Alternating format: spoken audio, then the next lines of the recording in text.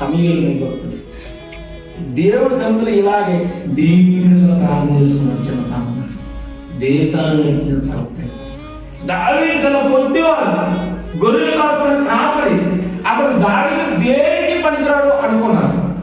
అన్నదమ్ములు ఏం చేశారంటే వీడు దేవుడికి పనికిరాడు అని చెప్పేసి గొర్రెలు పంపించేశారు. గొర్రెలని పక్కన మేపేసి వచ్చిన వారు అడవుల్లో పెద్ద పెద్ద లోయలకు వెళ్ళి కొన్ని వేల వందల గొర్రెలు కాయాలి. ఆ టైం సింహం వచ్చినా సరే ఎదుర్కోవాలి, ఎలుగుబంటి వచ్చిన ఎదుర్కోవాలి, పులి వచ్చిన ఎదుర్కోవాలి. దావీదు కొట్టువాడైనా దేవుడి సన్నిధిలో ఎప్పుడు ప్రార్థన చేసేవాడు, ఎప్పుడు ప్రార్థన చేసేవాడు. ఇందాక అన్నాం కదా, ఏమైనా చేయగలవు కడమంతా మార్చగలవు, నీ నామముకే మహిమంతా తెచ్చుకుందు. దావీదుకి అర్థమయ్యేది. ఆయనే అంటున్నాడు, గొర్రెలు కాపరి